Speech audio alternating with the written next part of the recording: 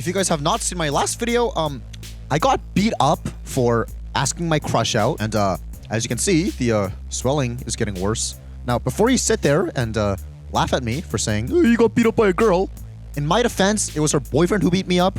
To be fair, I didn't know that she had a boyfriend, but how was I supposed to know that he'd be home at 10:16 at night? But this doesn't bother me, whatever. Water under the bridge. What does piss me off though, is when I was asking her out, she was asking me the most generic things in existence, like, oh, how did you know where I live? How did you get into my house? What's with that gun in your pocket? You know, all those generic, basic questions you hear a bunch of times a day. All of that instead of, oh, of course I'll date you, F-, because you're my favorite YouTuber of all time. And the reason I never respond to your text is because I'm too busy watching your videos. Whatever. My Little Pony Creepypastas, everyone. That's right. It's time for another installment in our deep dives into My Little Pony Creepypastas slash grimdark slash creepy fanfictions or whatever you want to call them series. I will say though, this installment is going to feature some lesser known stories to give them more of time in the spotlight that they deserve. Because the funny thing is, without getting too ahead of ourselves, these lesser known stories are actually better than all the classics we've covered so far, so let's just jump right into it. But before we get started, you know what really helps drown out the noises and voices in my head so I can actually focus on reading the stories we're covering today? That's right, today's sponsor, the Everyday Earbuds Raycons, featuring active noise cancellation. Yes, believe it or not, I do have ears under my hair and beanie, and with Raycon's optimized gel tips, suited for a wide range of ear shapes, they've been very comfortable. Also, as somebody who headbangs a lot to music and jumps a lot to music, I gotta give these Raycons props for not ever falling off once. Their latest model is better than ever, with a 32-hour battery life. And if you're also a person who's often forgetful of charging electronics, this feature comes in really handy. And if you're in a rush, with Raycon's quick charge function, just 10 minutes of charging can lead up to 90 minutes of battery. That's pretty freaking awesome. Despite all this, if you're not liking Raycons, they offer a 30-day happiness guarantee return policy. No questions asked. So if you'd like to support this channel and get a super comfortable pair of affordable noise-isolating earbuds while at it, go to buyraycon.com/F- to get 20% off the best-selling everyday earbuds. Brought to you by Raycon. Written by... Yeah, I'm not even gonna attempt that. We're off to a great start, huh? What's kind of interesting is how the author notes that this story was written while this sound was being listened to.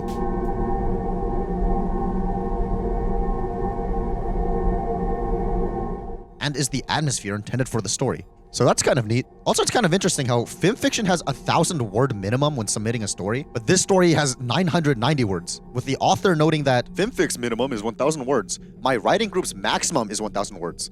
I wanted a story I could bring to both, which meant that it had to be exactly 1,000 words, no more, no less. Fanfic's word counter worked differently back then and used to be exactly 1,000, which I actually thought was a pretty cool footnote. But let's get started with the actual story. The story begins with Twilight writing the words, "Grab her now," using blood of her dead clones. Then she recounts what happened leading up to the situation. You see, the day started like any other, with Twilight using her teleportation spell as always, since, you know, that's one of the perks of being a unicorn. However, when doing so, she ends up in this white sphere, sees another Twilight proceed to generate in front of her and disappear. Then Twilight looks beneath her and notices a giant hill of Twilight corpses, which she realizes means that every time she's ever teleported, she actually created a clone of herself with her exact memories up until that point, with the Twilight who just teleported to end up in this wasteland. Honestly, as sad it is thinking of all these rejected Twilights, the story also notes that some were alive and relying on cannibalization of their corpses to survive. That some of them even crafted weapons from bones to fight off other clones. Also that there were Spike and Main 6 clones suffering there as well, since Twilight has also teleported all of them at some point or another. I think the most depressing part of this whole thing is when Twilight notes that she was a child when she first started practicing teleportation magic, meaning that a child version of her must have been the first to be teleported here, just to die a scared and lonely death. Wow, how relatable! Except I'm not a cute little pony, so nobody cares if I suffer. I'm getting a little carried away. So we circle back to the beginning of the story with Twilight writing, "Grab her now," to warn the next Twilight to act quickly to take the place of whatever new Twilight generates, along with the hope that perhaps she'll be saved by a future Twilight someday, although she admits that this is a long shot. The chance of rescue is a desperate delusion, I know that. That's relatable, since that's like the exact state of mind I'm in whenever I'm thinking about my life. You know, it's not often I say this during our Pony Pasta expeditions, but I genuinely like this story. Like, it gives us what we need, like nice visuals and a cool idea, and is short and sweet while at that. Is the story anything life-changing? Obviously, no. Actually, maybe. There may perhaps be themes of like short-term gains for an eternity of torment and suffering to be taken away from the story. As Twilight herself notes in the beginning, I simply teleported as unthinkingly as ever. It was stupid. I just wanted to get to Pinky's place faster. I'd spent too long picking out my dress. How could it be any more trivial if only I'd known the suffering it would bring? We can definitely draw some parallels between this and instant gratification and cheap dopamine.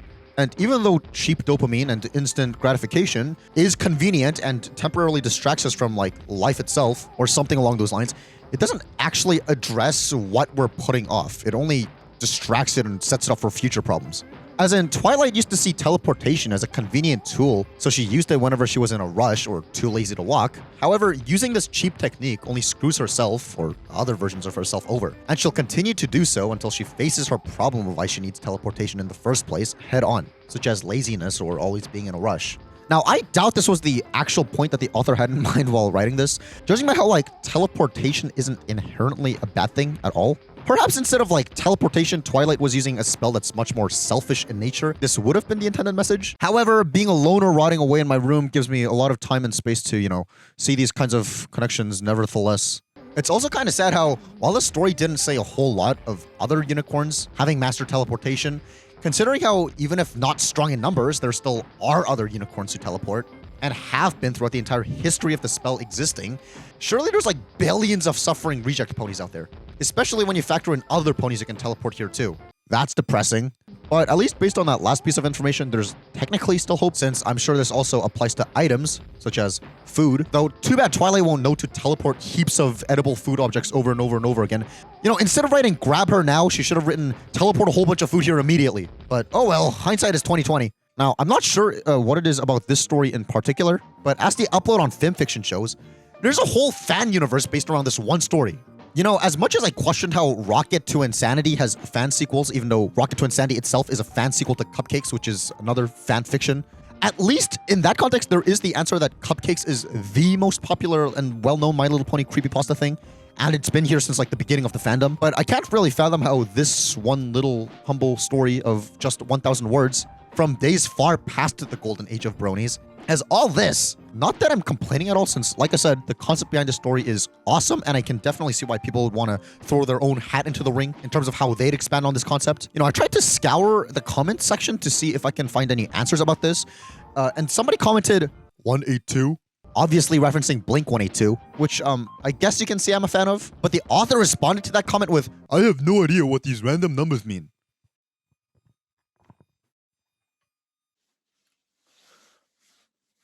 How do you not know Blink 182? You know, I guess the author could have been joking about not knowing them, but speaking of jokes, this whole joke here, like, I didn't have any of this before writing the script to this video.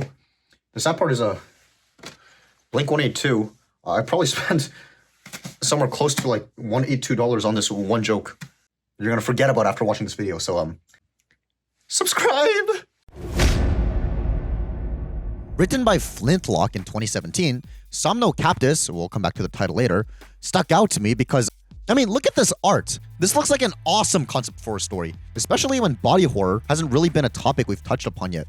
Or I guess technically all these stories involved horror with bodies, but you know what I mean, body horror, body horror. So let's give it a read. Immediately from the opening, I think we have a contender for one of the most relatable things that I've ever read in quite some time. Not just in the context of My Little Pony fanfiction, but like just of all time. The context is that Twilight is reading books on how to stop the interdimensional phenomena Equestria is in, and she says, "Tired. I'm so tired. As I read, I can hear my bed calling to me like a siren to a lonely sailor. Come to me, Twilight," it croons. "Lay your sleepy head on my pillow. Cover your aching body with my comforter. Give into the darkness and let your mind rest. My eyelids start to droop. Rest. Sleep. Yes, a little rest. That'll be nice. Tired. I'm so tired." No! Slapping myself again, I drag myself over to a nearby coffee urn and pour myself a cup of steaming black coffee, swish a tea bag through it, then crush a few caffeine tablets into the brew for good measure. Plugging my muzzle, I chug the piping hot slurry and grimace. Much as I hate it, at least it'll keep me awake for a few more hours. Yeah, that's just a description of me whenever I'm working on videos. Anyways, while the information given about the situation we're in is very limited, we see that Twilight is sat here in an underground lab, trying to find a solution to eradicate the Thing, which seems to be a monster that came into existence through this mirror portal Twilight created when trying to research stuff about the multiverse. So she tries to destroy the darn thing once and for all so she can go back to sleep with the thought of it not being a problem anymore. But as she turns her head to admire the rubble, she sees that it's reverted back to its original shape. So she destroys it again, only for it to fix itself, and rinse and repeat until she succumbs to sleep from exhaustion. And when she wakes up after this, she awakens in a strange and dark place. Cutting to the chase, a gigantic door the size of larger than 100 Canterlot castles stacked atop each other appears in front of her, for it to open and reveal what this The Thing that's been haunting Twilight's head is. An infinitely tall, infinitely long wall made up of a bunch of Twilights, all screaming in pain, which is really cool imagery, especially with this description. Beyond the door's threshold are hundreds of Twilight Sparkles, slender, elegant alicorns, shriveled up crones, blank-flanked fillies, colts, even newborn foals, still attached to their umbilical cord and covered in birth fluids, all welded together into a squirming, screaming wall. Some of the Twilights resemble my mirror universe counterpart. Some are covered with scales, others have multiple heads, some have no heads, some have heads in nooses or heads with horrific wounds. And it tries consuming our Twilight as one of its own, with Twilight almost giving in, saying, "The world grows dim. I slump into the ground. Just give up. Let the wall take me forever. There's no point in fighting. No matter what I do, it will get me. After all, look at the countless other Twilights it caught. They failed. Why would I be any more successful?" But she wakes up in her lab again, now more determined than ever to not sleep until she finds a solution to this problem. Overall, I thought this was an intriguing read. Like I said when we covered Rocket to Insanity, I really like stories with unreliable narrators, and I'm not sure if that's what the author was exactly going for here, but you can definitely read something into how Twilight is like the only character in the entire story, with her remaining in complete solitude, and taking actions such as extreme sleep deprivation that's bound to make anybody crazy. Perhaps the Equestria in this story isn't actually in danger, and the Wall of Twilights is actually a subconscious projection of the extent she sees herself as the problem, when there really is no problem, or at least not as big of a threat as she's perceiving. Now, there's not much to directly suggest that what's happening in the story isn't happening, but the fact that the only time Twilight sees the monster thing is after she falls asleep, and everything returns back to its previous state when she wakes up, does raise some questions. Now, if that was the intention of the story, oh well, because obviously it doesn't end on any hopeful note at all. Save for, I mean, technically, I guess the rest of Equestria besides Twilight, I suppose. But even then, if Twilight's all messed up like this, then that kind of means that the rest of the elements can't really do anything, so that sucks. Potential clue-esque information of what's actually going on could perhaps be found in the title itself, since according to Google Translate at least, Somno Captis is Latin for caught in sleep. This seems like it could mean that Twilight is so tied up in her obsession of not sleeping that the results of doing so are attacking her. Or maybe not. I mean, once again, maybe I'm just looking too far into this. Though, with how short the story is and how it never specifies how this whole predicament even started or if it'll even end, it does leave a lot of room up for interpretation. But at the same time, I guess it also leaves a lot of room for misinterpretation as well. So, I don't know. One thing that actually did make me go, was this particular description of how Twilight reacts to, seeing the Twilight pile. "I swallow my gorge. Urine trickles onto the rock below me." Which, sure, I mean, I guess pissing yourself is something that could happen if you're scared, but once Twilight wakes up again in her lab, the author carefully makes sure to particularly mention how, "Then I remember the wall. Something hot and bitter shoots up my throat. I run to the lab's tiny bathroom and expel my recently drunk coffee." Wow, good to know how Twilight's bodily fluids come out of her. I mean, okay. Now, as for the fandom's general reception of this fanfic, there's this amazing review of it I found that's really tightly edited, coherent, well scripted, and well thought out. On the subject of, I believe it's called Somno Captis. I can't really read it. It might be Somino Captis. I don't know. The fanfiction.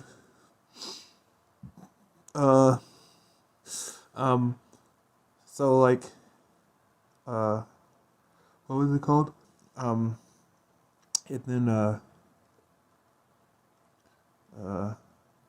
I don't, so like...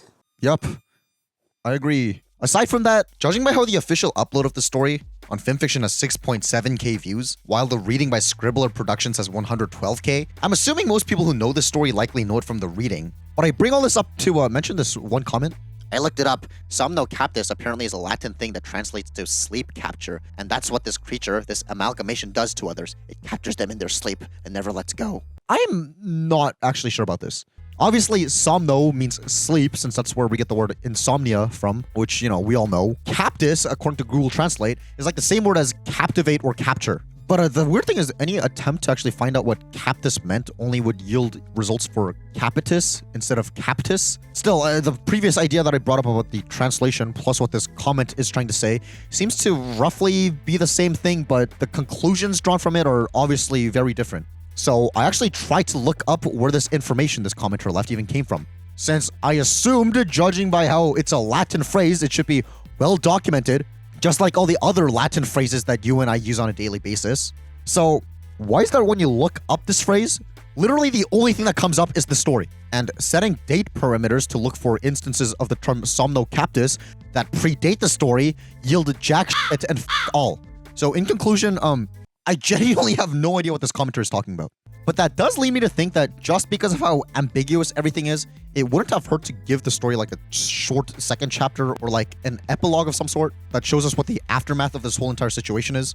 Perhaps it's a scenario where Twilight's dead from sleep deprivation or other means, and her friends finally find her body with it turning out that everything is okay in the real world, and she was just hallucinating the problems from all the overworking and overthinking. I don't know, perhaps it's a scenario where she wasn't just dreaming and Equestria actually gets destroyed. Who knows? My point is that overall, I really like the imagery of the Twilight wall, the Twilight, and relate it to seeing weird things from overdoing it with the caffeine more days than not.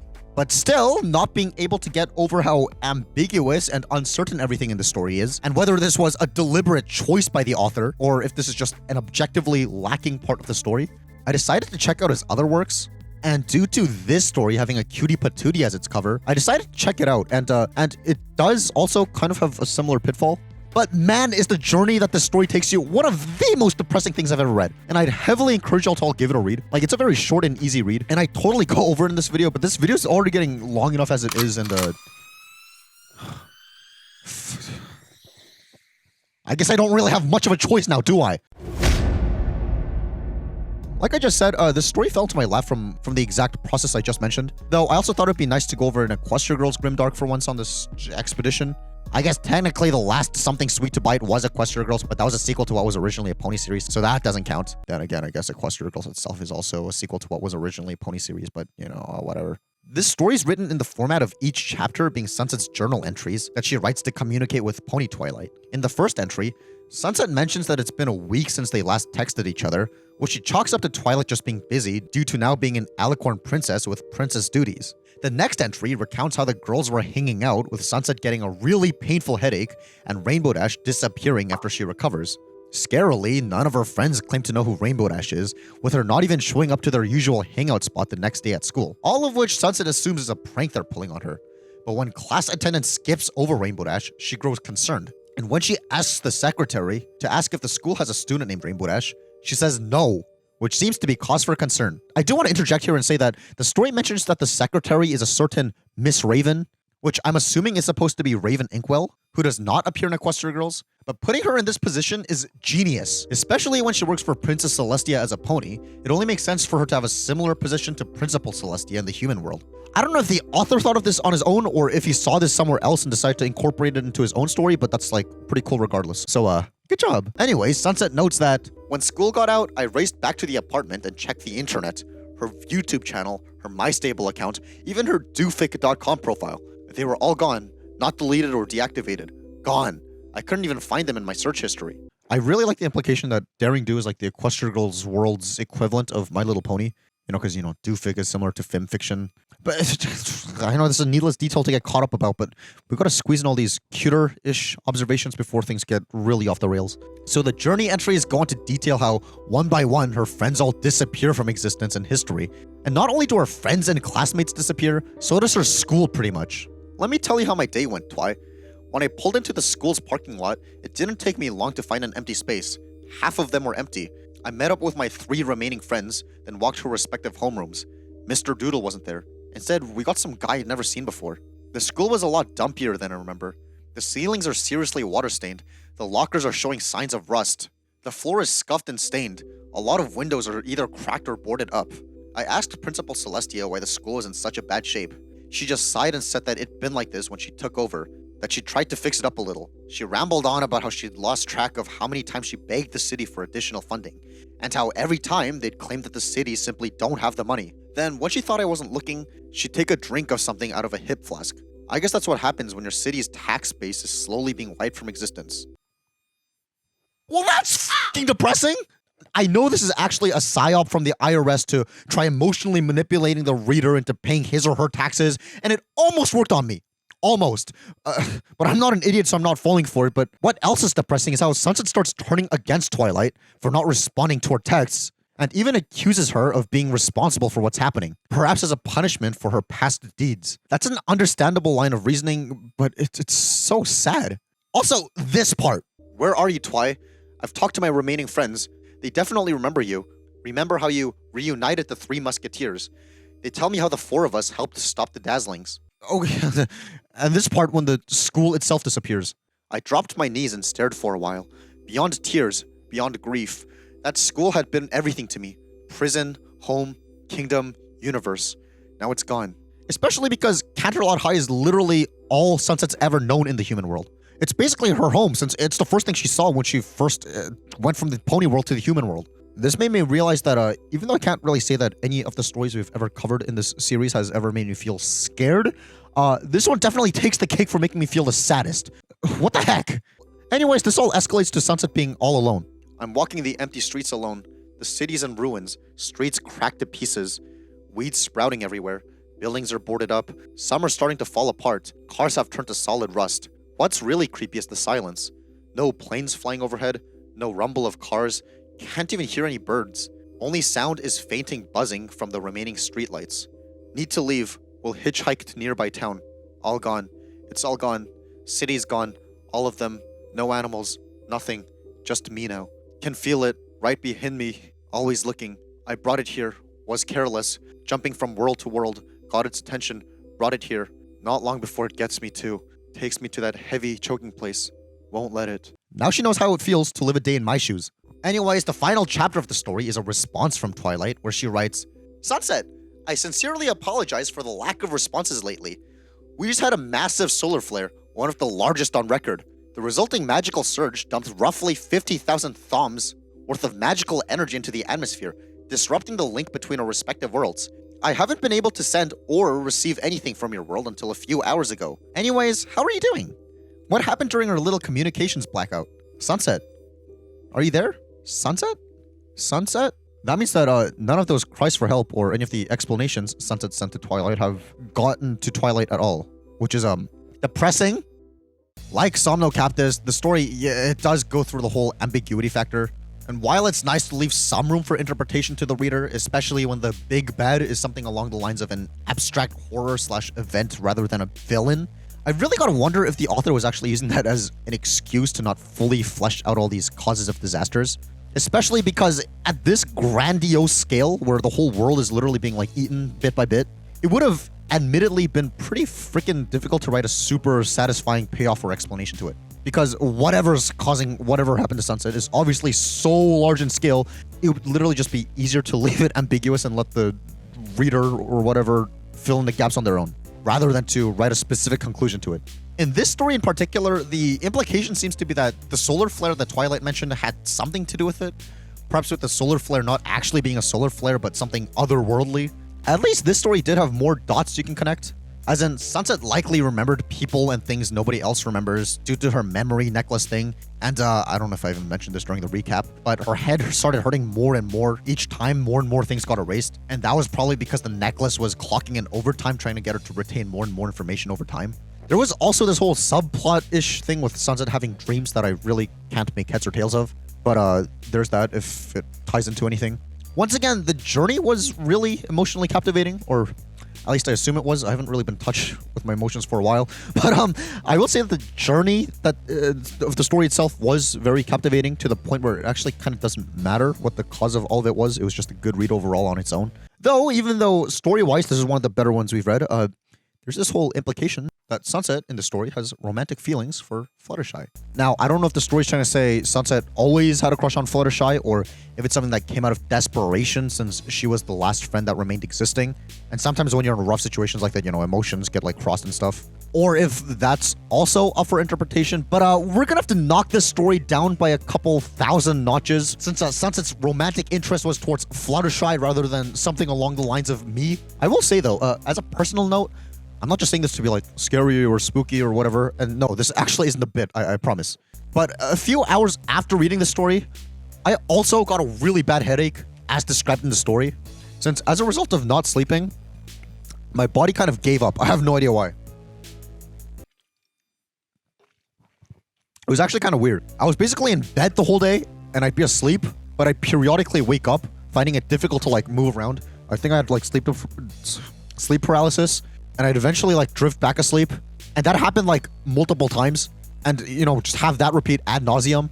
And with every round of that happening, of me waking up and not being able to move, my brain had this story so ingrained into it that it gave me the illusion of like everything around me from disappearing little by little. Like, no, I'm not even joking. Like, I'd be asleep, I'd wake up, I wouldn't be able to move because I had a huge headache, and my brain kept thinking little by little the world around me is disappearing. So, great job on infecting my brain with the story, Flint-Lock. Very cool. You know, I usually put the word trauma into these thumbnails as a catchy broad term that these stories usually evoke, but this one might have genuinely caused me some cranial trauma, so that's great. It's just dumb how this one story I decided to include on a complete whim had this much of an effect on my actual life somehow. There's also this reading by Sparrow9642 that I'm surprised even exists with how obscure this story is comparatively, and also with how generic of a name Hey Twi is. I didn't think SEO would pick up on this story, but I guess it did. So that's neat. Definitely go give this a listen if you're too lazy to read so you can decide whether this is actually a good story or if I'm just glazing. But I think that's enough of this one story for now. Though, speaking of stories written in the form of journal entries, this story was written by Kodeake in 2019, nearing the show's end. So, color me surprised seeing how many of you guys actually wanted me to cover this story. It's always nice seeing these newer stories. I mean, 2019 is still like 5 years ago, 6 years ago. Especially because y'all were saying it's really good. You know what? I'll be the judge of that. What is this? An author's note specifically telling us to be the judge of the story. Wow. Just because you said that, I'm not going to anymore. You can't tell me what to do. The premise of the story is quite simple. Twilight is stuck in a time loop where every night time resets back to 7:23 in the morning, with the only thing remaining intact throughout each loop being this journal that she's keeping in a little pocket dimension and her memories. Wow, sounds quite familiar. What I appreciate about this story is how it immediately establishes a no BS attitude on anyone reading this, trying to think of a solution they might think of in a problem like this, such as how in the first real paragraph of the story, Twilight lists off how staying up past 12 a.m. isn't an option, and nor is trying to flee from this area, which is cool because you know that I literally would not have shut up about those two options while covering the story if it wasn't explicitly stated. Anyways, the story entirely consists of Twilight trying to escape this time loop, pulling off all sorts of experiments to see how to break free. The actual experiments she conducts and the conclusions from them are a little difficult to explain without just reading a good chunk of the story verbatim, but it's not like any of that matters since, judging by the fact that this is a grimdark, you know that she's not gonna break out of this loop regardless. But still, in the midst of this hopeless situation, Twilight goes out of her way to still hang out with her friends. I lost an entire day of research to my friends. I love them and miss them dearly, so I decided to gather them all for a nice day out. Rarity and Applejack took some convincing, but all things considered, it was more than worth it. I have to remember that I'm not alone. No matter how isolating my situation is, my friends will always be there for me, even if they don't know what I'm going through. And then she makes it a plan to hang out with them every 7 days while she's figuring out a way out of the loop. You know, it's good to see the main character actually enjoying their time with their friends for a change. Even though, once again, judging by how this is a grimdark creepypasta thing, this enjoyment and wholesome moment ain't gonna last very long. Though, to be fair, Twilight lasts 456 days before doing anything crazy. Where is it? 456? What is that, Squid Game reference? Day 456. I think I can't even write it. I feel sick. There was so much blood. My magic, I lost control. She was just so annoying. I'm so sorry, Pinky. I'm sorry.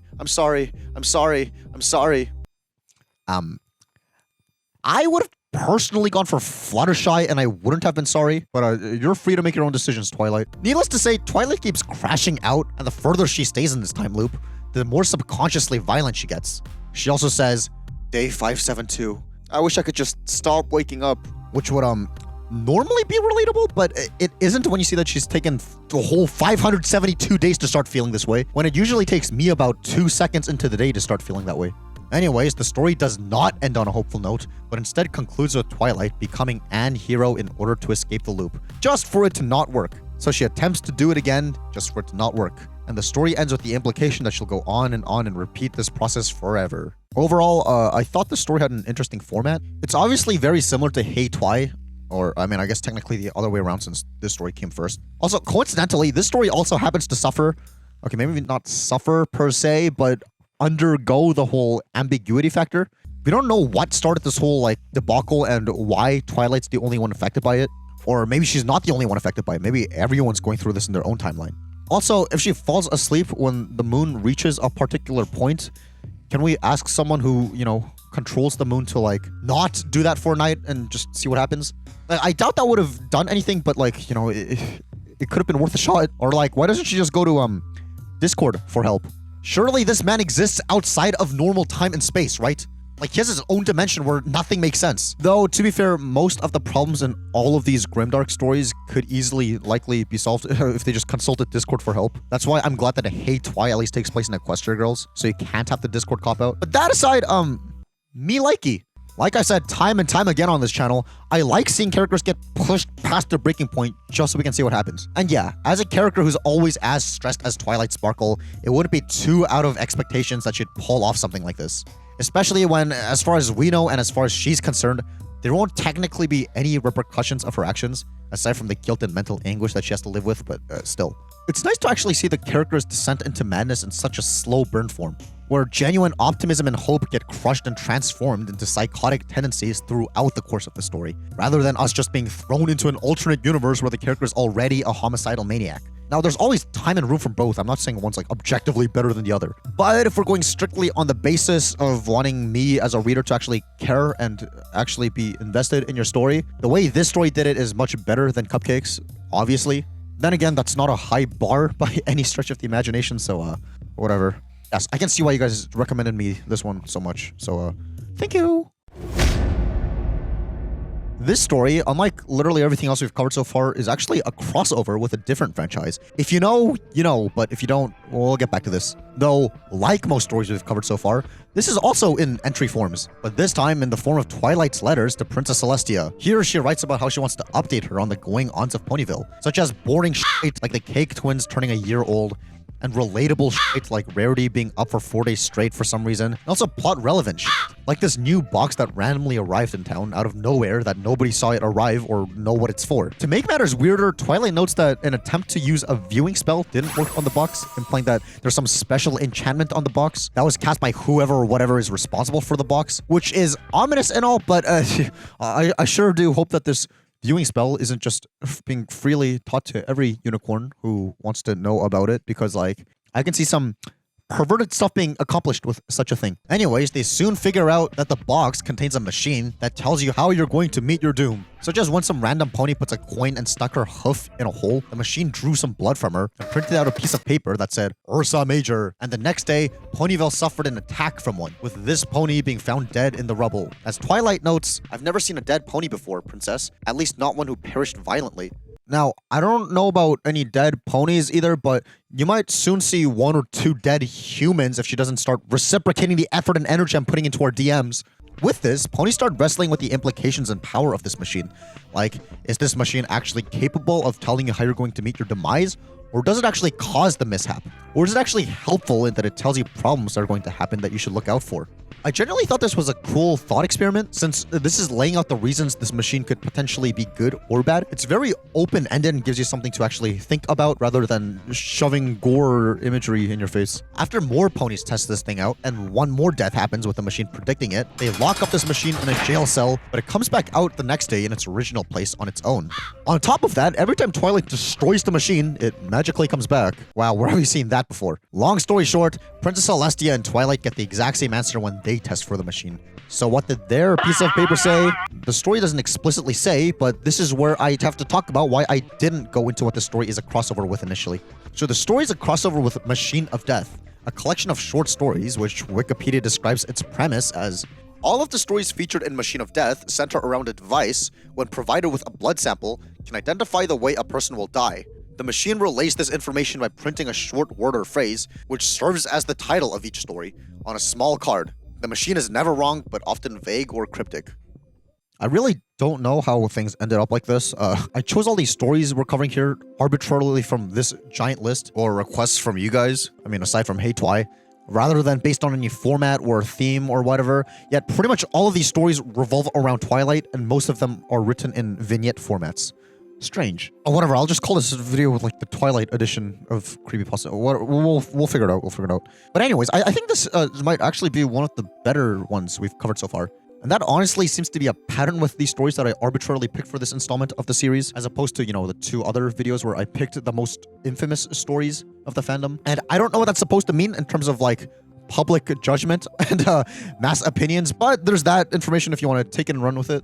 Aside from that, I really think that, aside from how I already specified how I like how the story actually makes you think, this story, okay, controversial opinion, has better Twilight characterization than the actual show does. She has a distinct personality and way of thinking in the story, rather than being all wishy-washy like in the actual show. Now, to be fair, I'm saying this mainly with only the Season 1 Twilight in mind, since that's the season that I've been surrounding my brain the most with while reading the story. In fact, go watch the retrospective on Season 1 already if you haven't. But on the topic of the ending of the story, it's perhaps a good thing I didn't know that this was a crossover, or what it was a crossover with, before reading the story, since that could have given away the twist at the end. Though I guess we don't necessarily witness Twilight's end anyway, so there's that, but, you know, still.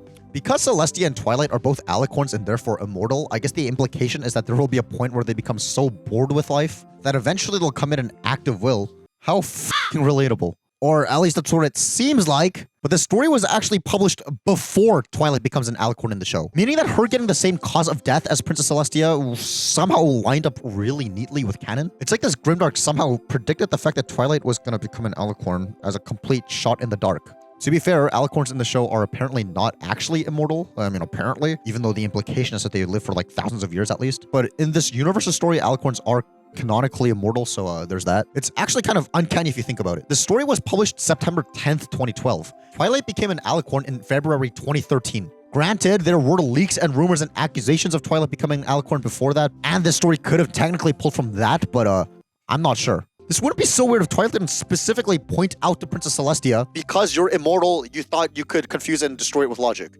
The thing is, I know what your slip said. It said exactly the same thing as mine, didn't it? What does it mean, princess? Will we ever know? That's weird, right? Anyways, that'll do it for this installment of My Little Pony Creepypasta / Grimdark review retrospective thing. And like I said, I don't know how things ended up to have all these stories like revolve around Twilight. Like even Hey Twi, sure we followed Sunset as the main character, but it was revolving around her talking to Twilight. Maybe it's a sign that we should start venturing off into doing like main 6 themed creepypasta videos. Maybe we should start doing character specific deep dives of all these creepypastas. I'm not sure if I'll be able to find enough like creepypastas based on like Applejack and like Rarity or whatever, but if you guys want, we can make this a whole like sub-series within this series. Well, since these stories don't exactly have any correlation with each other, there's not much any grand conclusion we can reach for or anything like that.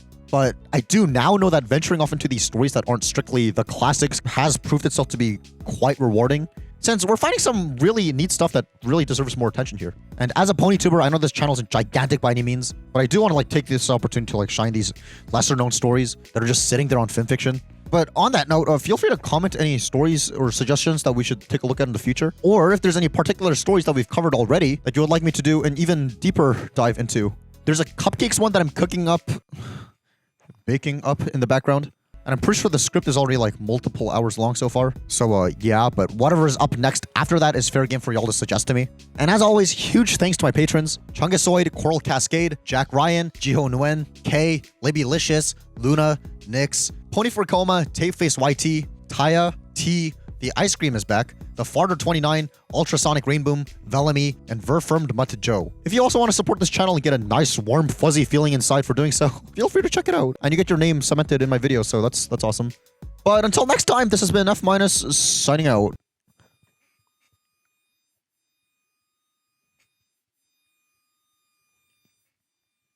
But until next time, this has been F- signing out. But until next time, this has been F- signing out. But until next time, this has been F- signing out. But until next time, this has been. But until next time, this has been. But until next time, this has been. F minus. Signing out.